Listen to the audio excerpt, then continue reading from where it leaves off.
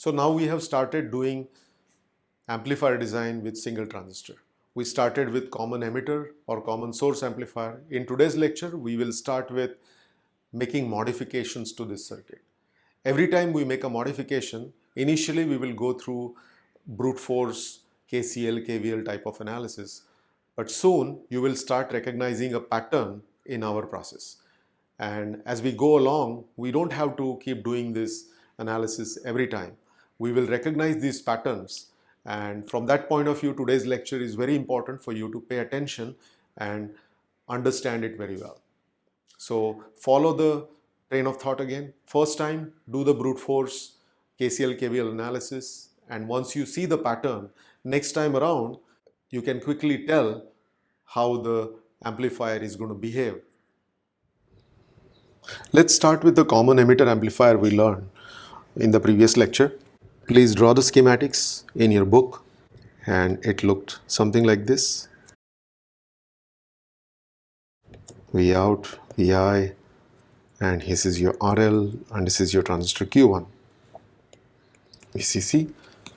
And to figure out Rin, Rout or voltage gain, we start with the AC small signal analysis.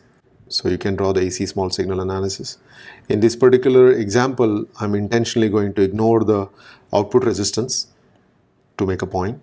And this is our Vi, and this would be emitter. This is GM V pi. This is R pi plus minus V pi.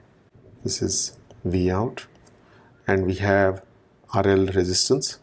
If you look at this small signal model and this particular simple circuit, we already figured out that for this particular circuit, Rin is equal to R pi, which is beta over GM. Then the gain, voltage gain, will be equal to minus GM RL. So this is what we did last in the previous lecture. I'm going to modify this circuit by adding a resistor in the emitter, something like this. Let's call this RE. As soon as you do that, you have to do the same thing over here. Let's understand impact of adding this resistor in the emitter path of this common emitter amplifier. This process is called adding emitter degeneration. Degeneration means you deteriorate something or make something bad. In this case, we are intentionally adding a resistor in the emitter path and degrading the circuit somehow. In the beginning, as we go along with many of these circuit examples, we should go through KCL, KVL, all brute force equations and get insights. What happens when you do this? What happens when you do that? After a while, you will understand the pattern that's developing. If you add something in the emitter, this is what happens. If you add something at the collector or the drain, this is what happens. So those are the insights I'm going to teach you in the beginning by going through single transistor circuits, single transistor amplifiers in the beginning. So let's go through some brute force analysis. As we said again earlier that Rin in the original case was equal to R pi. Let's understand what Rin in this new case is going to be. Let's say there is a current II flowing here. You can, and Rin will be equal to input resistance looking into the base. That's what we are trying to figure out. What happens to it when you add this emitter degeneration or Re. So Rin will be equal to Vi divided by II. That's what we are trying to figure out. So let's write the equations. First one is, again, you should write all these equations in a notebook because I will stop at certain point and I will ask you to pause the video and do the solving of the equations on your own. Only then you will get comfortable with doing KCL and KVL over and over again. So V pi, voltage across R pi, is given by R pi times II. This is one equation. Current through Re. What is current through Re? Is going to be equal to II plus GM R pi times II. So voltage drop across Re is equal to this current times RE, II plus. Now we can do KVL. KVL would be VI is equal to R pi II, which would be the voltage across the R pi plus this voltage across the emitter resistor, and that is given by this.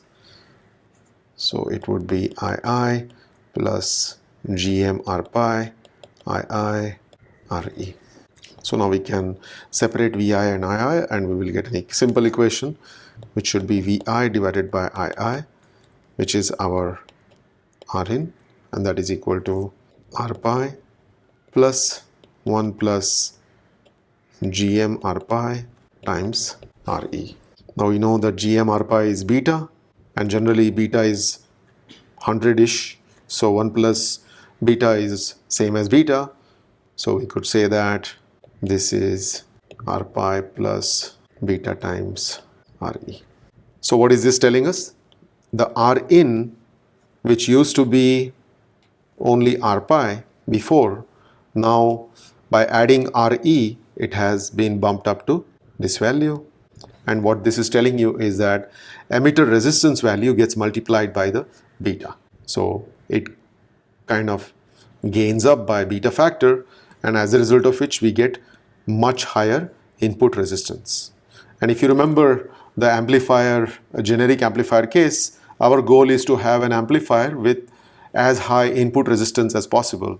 In this particular example, in the beginning we ignored R out of the bipolar transistor. So in this particular case, if you look at R out this way, then that is going to be equal to, will be equal to RL.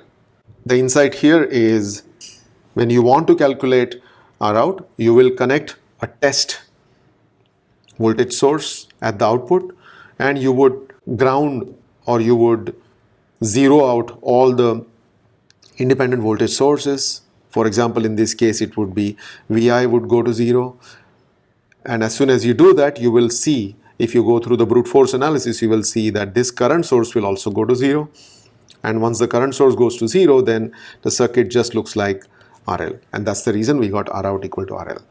I would suggest that you go through this on your own and convince yourself. And here in this case again, R out is equal to RL since we ignored transistor R out. Let's do the gain calculation and see what we can deduce from that. For gain calculation, I would like you to pause the video and do it on your own, and then verify the answer with what I'm showing you on the screen.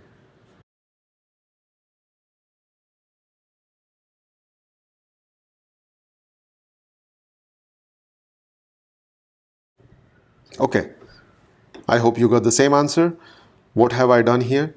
Output voltage is minus GM V pi times RL, because this is the current which is flowing through the RL resistor, and then we substituted for V pi. V pi is given by R pi II, and from this Rin equation we know what II is in terms of VI, and this is the answer that we get. So now we can figure out what the gain is.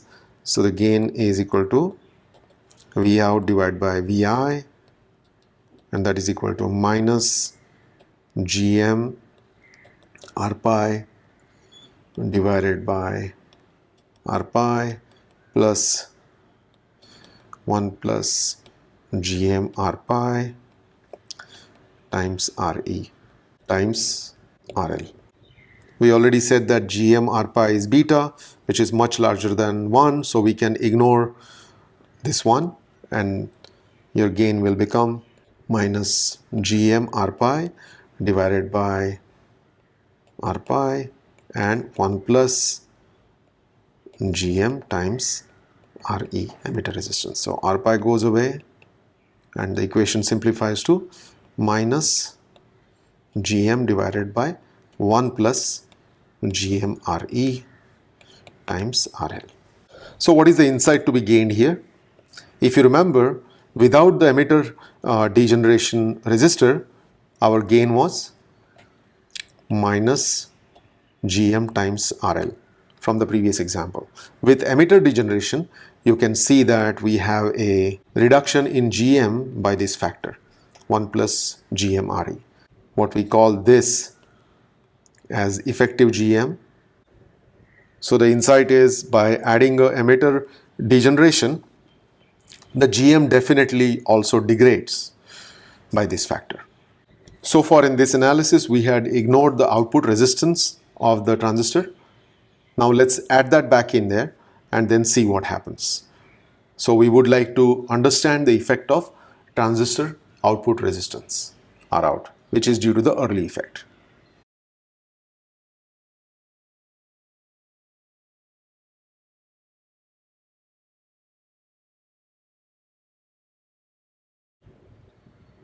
In this schematic, I have intentionally removed RL to simply understand the effect of RE on the output resistance looking down this way. If you add RL, then it will just add in parallel with our Rout derivation. So keep that in mind. What I'm showing you on the right side is the small signal model, AC model of the transistor in active region.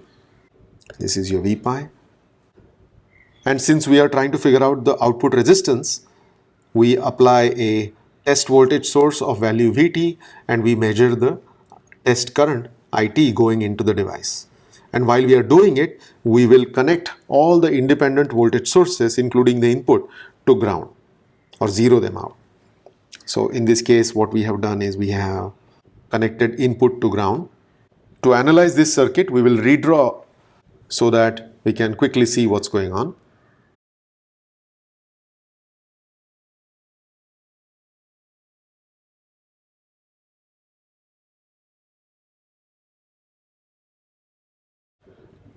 If you remember, this V pi has current direction going down. Now all I have done is I have folded this resistor R pi, since it's anyway connected to ground, in this particular fashion. We are going to draw the signs for the voltage as this way. Let's call that VE across like this. And since the sign of the voltage across R pi is flipped now, we will have current sign also flipped going up. So this would look like GM times VE. And we are trying to measure V test and I test. At this point, I would like you to pause the video and do the analysis yourself. And what I'm asking you to do is to figure out what is Rout looking back into this terminal.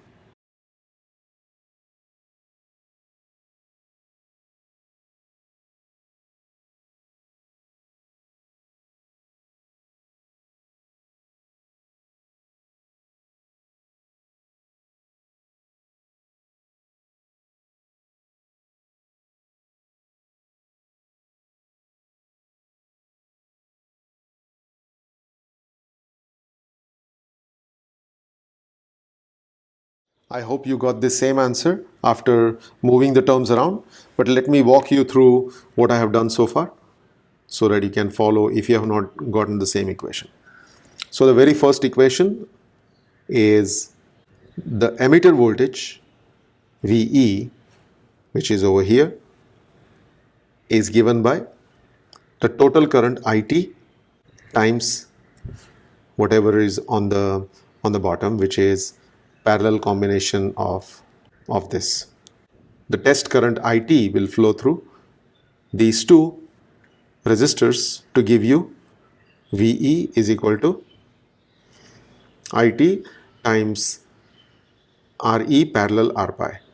I'm intentionally keeping it RE parallel R pi, otherwise the equations will get a little bit too complicated, so that's why we are doing it that way. Once we get the potential VE, we will figure out what is the drop across this resistor Rout. So the drop across Rout is given by the current which is flowing through Rout. The current which is flowing through Rout is GM times VE plus I test, which is what we have here. GM times VE plus I test, that would flow through Rout. And in this we substitute the value for VE, and eventually after grinding through just a couple of equations, we get something that looks a little bit complicated, but I will show you how you can simplify it and draw the insights. So Rout is given by this expression, which is R out multiplied by 1 plus GM RE parallel R pi combination plus RE parallel R pi combination. And you can rewrite it then as this expression. R out looking from the top is going to look like R out plus 1 plus GM R out times RE parallel R pi. I will tell you the first approximation is generally RE is much less than R pi, and I'll tell you why. Because R pi is typically tens of kilo ohms or so, and value of RE is generally small. The reason for that is for in circuits, if the RE is large, then there will be a large IR drop across this resistor, and with limited supply that may not be necessarily a good thing, so we would kind of choose RE which is quite small. Having said that, there could be an example where RE is large. In that case, you have to use the complete expression. And if you make this approximation, which is RE much less than R pi, then you can quickly see the expression is dominated by RE. If you have two resistors, RE and there is another resistor R pi, then the parallel combination of these two will be dominated by RE if RE is small. R out will look like 1 plus GM R out times RE. Assuming RE is much less than R pi. So we can again ignore 1 because we know the GM R out value is fairly large for a bipolar transistor. That's like the self gain of the transistor. So this will again look like R out multiplied by 1 plus GM times RE. So what this is telling us again is my output resistance, which used to be R out before, now it's been boosted by this factor 1 plus GM RE is boosted by this factor. Having looked at bipolar transistor, now we will look at MOSFET, and we will analyze common source amplifier first and then do the common source amplifier with degeneration, and in this case it will be degeneration in the source side. So it's a source degeneration, just like bipolar had emitter degeneration.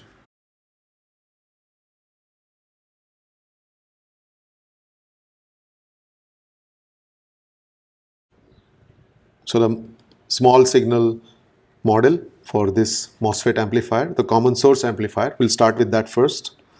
That's going to look like this.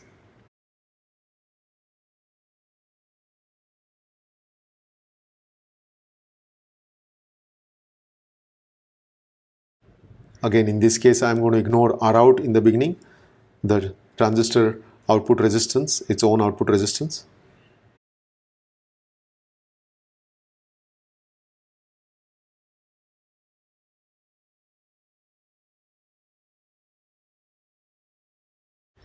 If you look at this circuit, we already know Rin is equal to infinite because it's a MOSFET, and then R out will be equal to RL, and we know that the voltage gain will be equal to minus GM times RL, since we ignored R out.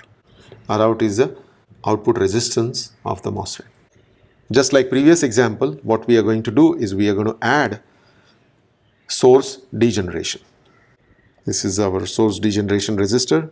We call it RS, and here is the source degeneration resistor in our small signal model. Now I would like you to pause the video and do all the computation again, specifically the gain calculation. Use KCL, KVL on your own in your notebook, and then you can compare it with my final result.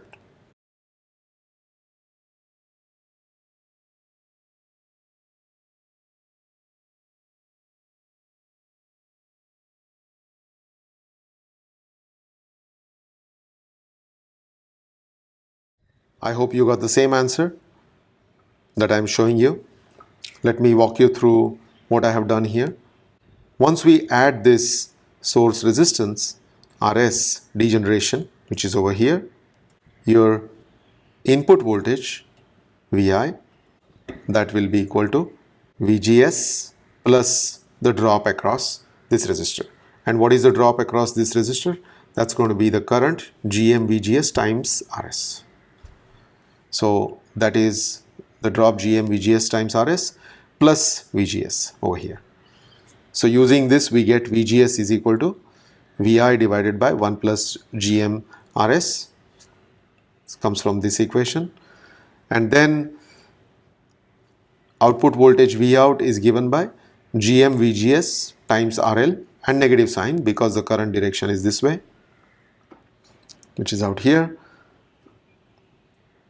And here we can substitute for VGS from the previous expression over here, and you will get this expression which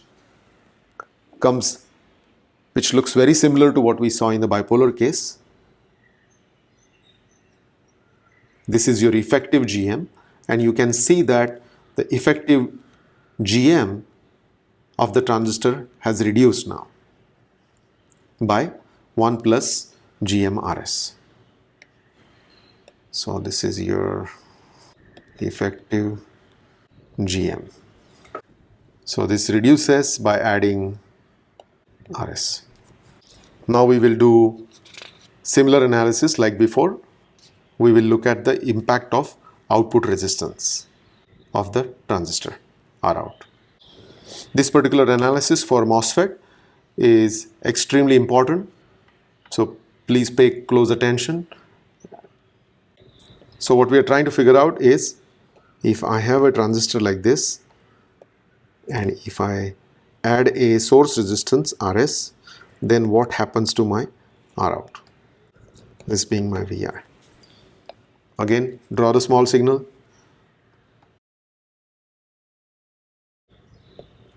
And in this case, we are looking at impact of Rout of the transistor, output resistance of the transistor, source resistance degeneration, and we are trying to figure out what is the output resistance, effective output resistance of the stage after adding RS. So we will have a test voltage source connected at the output, and we are going to measure what is my test current. We will redraw this again to simplify. So what will happen again here is, just like the bipolar example, the sign of the current source will flip and the sign of the voltage source will flip, and that will make our life easier.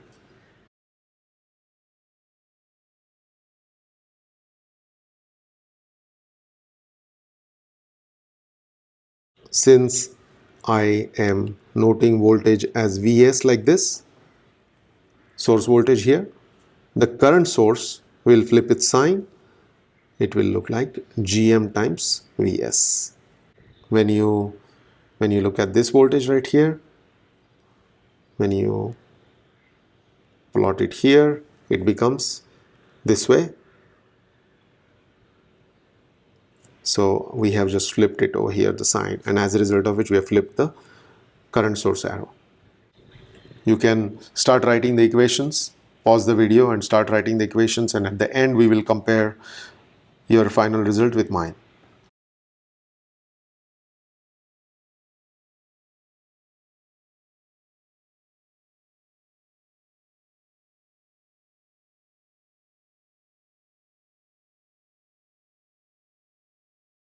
Let's go through the equations and make sure you can follow what I have done so far. So the first equation is, what is the voltage across the resistor RS?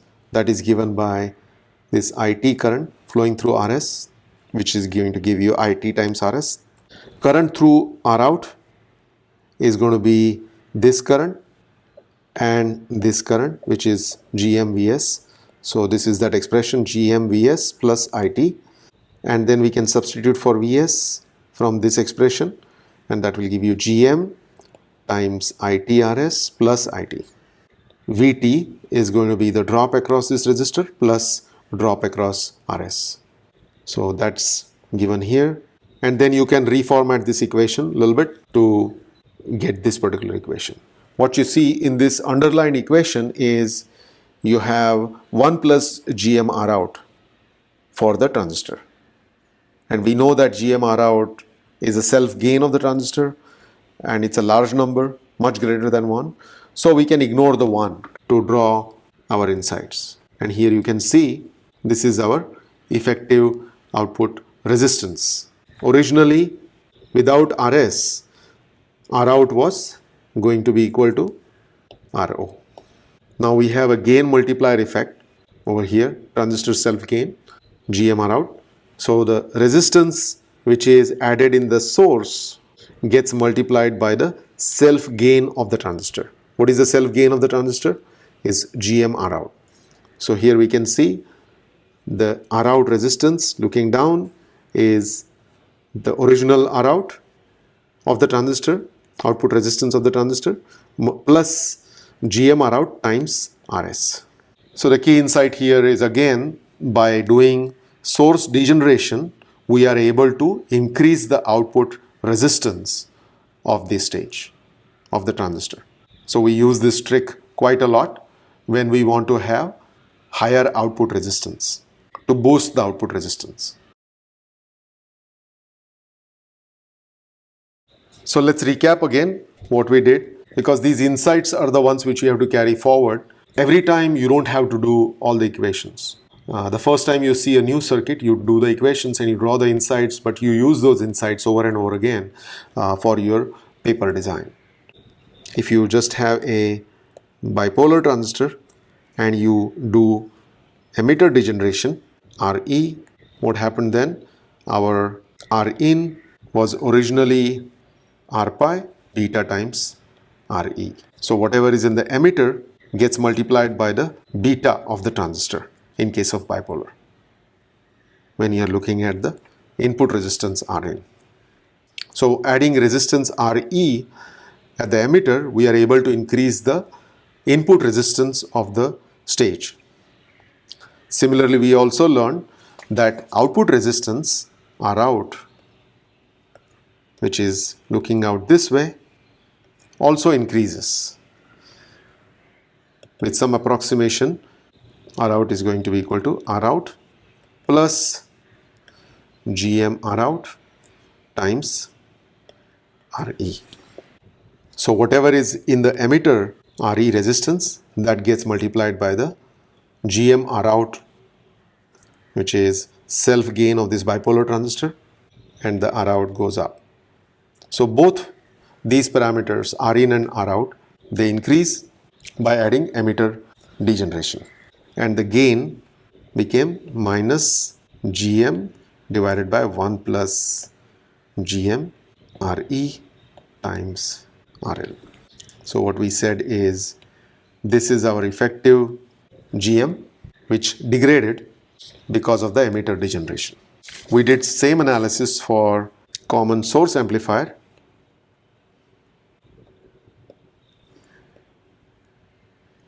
With source degeneration. In this case, we don't really care about Rin because it's infinite. The gain became minus GM divided by 1 plus GM RS times RL. Again, in this case, we have source degeneration will degrade your GM, will reduce your GM by this factor, and your output resistance, looking down, Rout, used to be simply the transistor Rout, and now it got a bump, GM Rout times RS. Again, these are some approximations we have done here just to keep consistent insights. So whatever is in the emitter, whatever is in the source or emitter gets multiplied by the self gain of the transistor when you look at the output resistance. And this is an important factor because there are many circuits when we are trying to increase the output resistance, which you will see in future. We badly need high output resistance. For example, if you are making a current source, then you want as high output resistance as possible. So you use this trick to improve your current source. So these are the summary insights from what we did so far. Next, we are going to take it a little further. I'm going to teach you how to just look at a configuration and figure out some key characteristics of that configuration. Let's start with a simple example. We'll start with a bipolar transistor, and what we are trying to do is here we're trying to figure out what is the Rin in this circuit.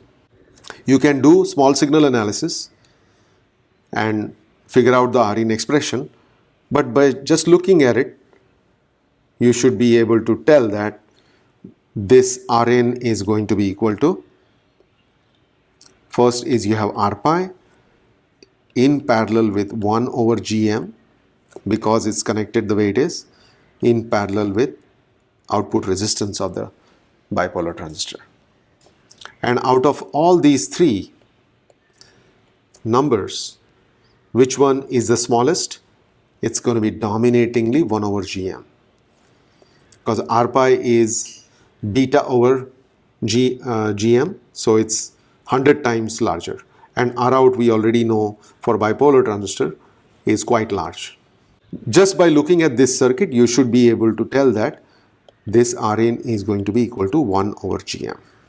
This is our quick first order approximation. This particular configuration is called a diode configuration. You may wonder why, and if you look carefully, you can see that this actually looks like a simple PN junction diode, because the collector base junction is shorted out. Hence it's called a diode configuration. Now you can look at a similar configuration in case of a MOSFET, and there what you would see is this circuit that looks like this. I would like you to go through small signal model of this circuit and figure out what is the R out looking in, or you could say Rin actually. Input resistance here. What is the resistance looking in into this transistor? So draw the small signal model for this and tell me, you can pause the video and tell what is the Rin going to look like.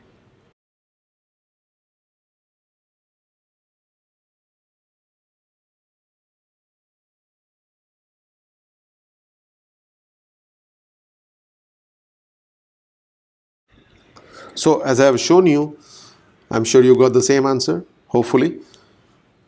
The Rin is given by parallel combination of 1 over Gm with R out.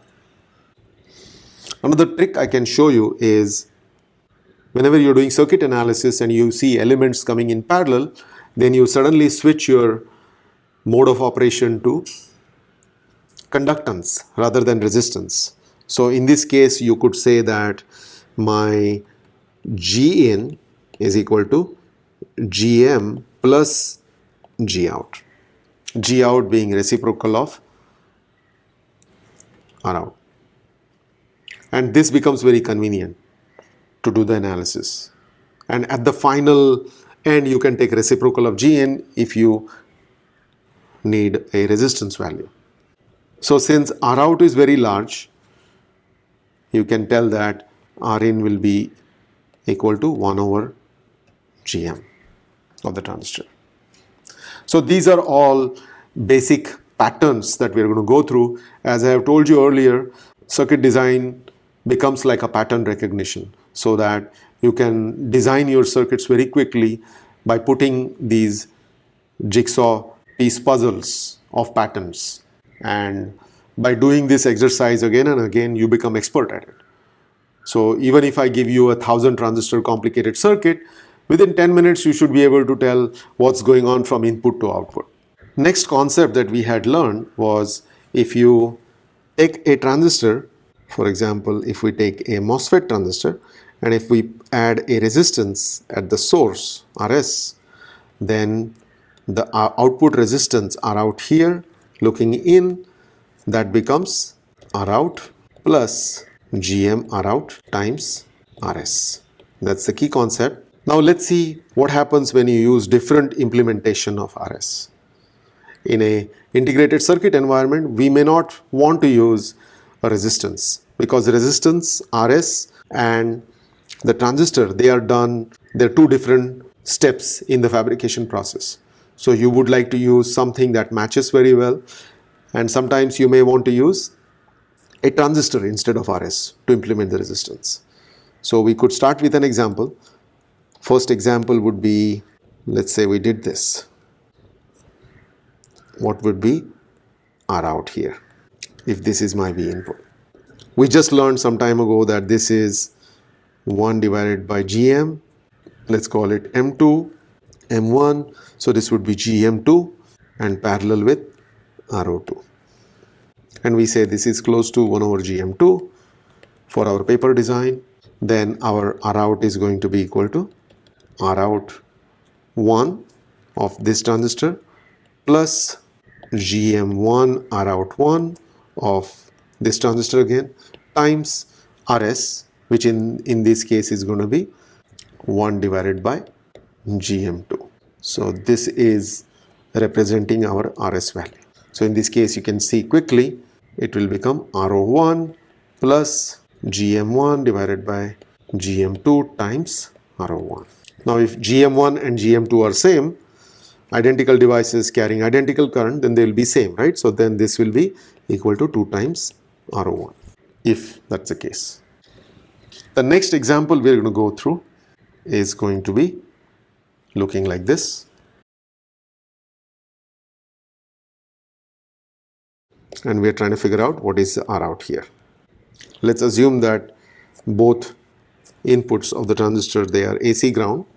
In this case, we can tell that the resistance looking down here is going to be R out of transistor M2, and that is going to get multiplied by the self gain of this transistor. So we can quickly recognize this pattern and say that my R out is going to be equal to RO1 plus GM1 RO1 multiplied by RO2. Again, GM1 RO1 is the self gain of this transistor. This is our source resistance RS. So here we can say that all GMs and ROs are comparable. Then of course GM R out is a large number, so we can ignore this RO1 and this will look like GM1 RO1 RO2.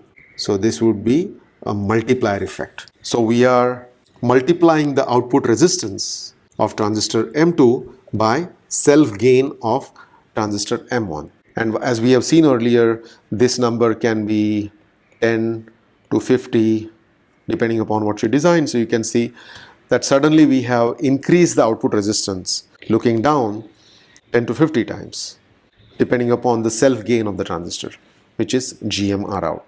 This particular configuration is called Cascode configuration. Pay attention to the spelling. It's not cascade, it's Cascode. So what cascoding is doing is it bumps up the output resistance by self gain of the transistor, which is GM-R out. As I said again, this is an important feature which is very useful when you want to increase the output resistance of a circuit. For example, for a current source, or if you want to increase gain substantially, then you would increase the output resistance and that would increase your gain. We're going to see all those examples as we go along. I'm going to extend this example one more time and I would like you to come up with the answer while I pause the video. First, let me draw the schematic. The schematic looks like this.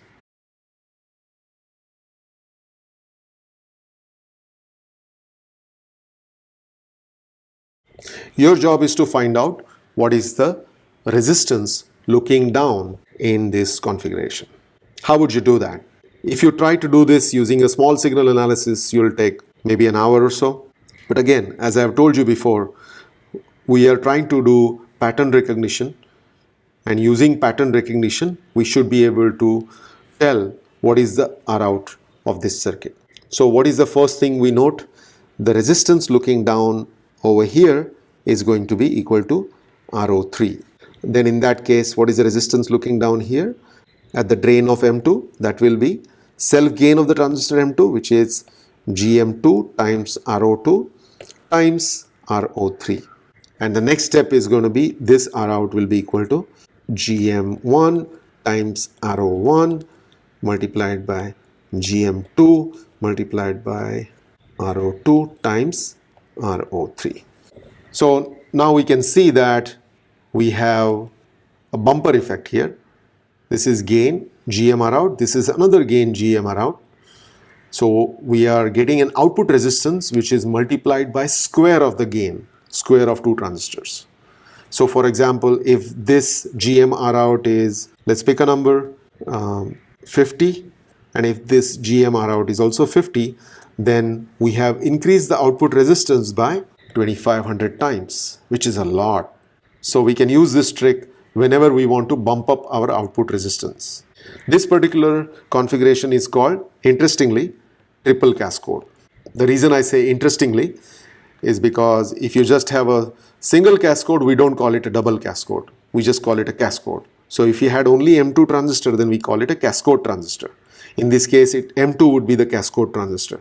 In the triple cascode, M1 and M2 are the cascode transistors. M1 and M2, they are called cascode transistors. I would like to wrap up this lecture by giving you an important exercise where you will have to do the analysis on a piece of paper by yourself. And this is an important self-learning for you. For what it's worth, I'm pretty sure I'm going to give you an exam problem based on this. Now that I have got your attention, this is what I would like you to do on your own. What I would like you to do is repeat this analysis for a bipolar transistor. First, we look at R out, and then we look at again R out, and then we do the same thing for cascoding like this.